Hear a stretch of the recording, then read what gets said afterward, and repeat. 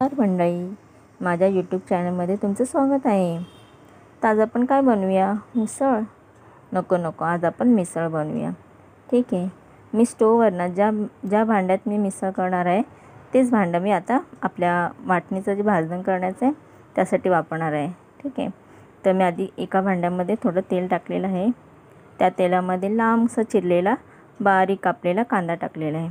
त्या कांद्यामध्ये धणे, काली मिरी, लवंगच्या 4-5 पाकळ्या आणि एक फूल म्हणजे दगडी फूल पण वापरलेलं आहे. ठीक आहे. ते व्यवस्थित भाजून झालं आहे. त्याच्यात थोडंसं मेथीचे दाणे, परत थोडेसे जिरा आणि हे व्यवस्थित आपण परतून घ्यायचं आहे. आणि हो, तुम्हाला सांगता आहे का, माझा व्हिडिओ जो होल्ड करत आहे ना, व्हिडिओ कॅमेरा, ती माझी मुलगी आहे. आज मस्त माझा व्हिडिओ बनणार आहे बरं का. आणि मग ह्याच्यात मी सुकं खोबरं माझ्याकडे जे होतं वाटलेलं ते मी टाकलेलं आहे. ते पण व्यवस्थित परतून घेणार आहे.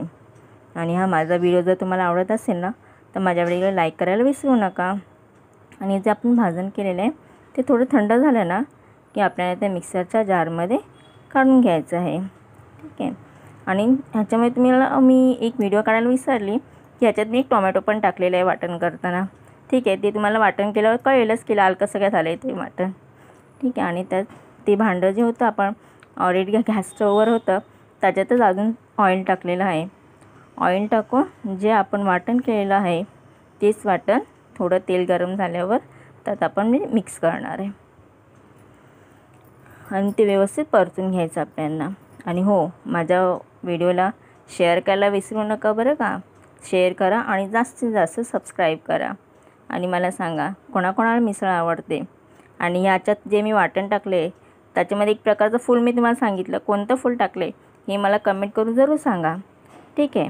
आता मी ह्याच्यात राई जिरे मोहरी आहे ना आधी टाकायचं होतं पण विसरून मुलीशी बोलता मी ते विसरले. आणि म्हणून नंतर मी राई जिरं टाकलेलं आहे आणि कढीपत्ता टाकलेला आहे. ठीक आहे. नंतर हळद थोडी टाकून घ्यायची. आणि मिसळ म्हटलं डेफिनेटली आपल्याला झणझणीत पाहिजेलच, म्हणून तिखट घेतलेलं आहे थोडं जास्त प्रमाणात. आणि ते व्यवस्थित भाजून घेतलेलं आहे. आणि हे वाटण जे आहे ना आपण तेल सुटेपर्यंत भाजायचं आहे. तुम्ही बघत असाल की माझ्या जी भाजणी झालेली आहे त्याला बघा कसं तेल सुटलेलं आहे. आणि आवडीनुसार मीठ टाकायला विसरू नका. बिना मीठाचं काही नाही टेस्ट आहे.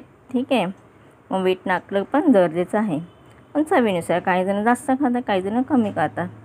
आणि आपण जे मिक्सरचं भांडं होतं ते व्यवस्थित धुवून आपल्या त्याच्यामध्ये वाटणामध्ये ते पाणी मी टाकलेलं आहे. आणि हो, काल मी जे मिक्स कडधान्य भिजत घातलेलं ते एक शिट्टी फक्त लावली मी थोडा वेळ आणि ते कुकरमध्ये शिजून घेतलेलं आहे.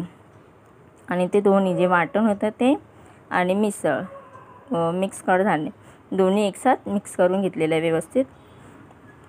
ते थोडं उकळीपर्यंत. आणि आपल्याला जर पाणीचा रस्सा जास्तच पाहिजे आहे म्हणून ते कुकरमध्ये थोडंसं पाणी गरम करून ते पाणीसुद्धा आपल्याला त्या ह्याच्यामध्ये मिसळमध्ये मिक्स करायचं आहे.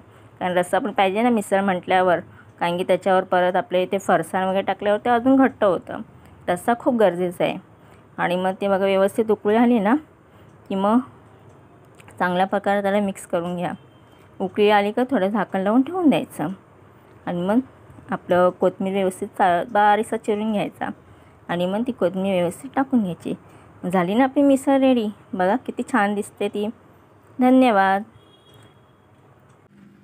मंडळी, माझ्या यूट्यूब चॅनलमध्ये तुमचं स्वागत आहे.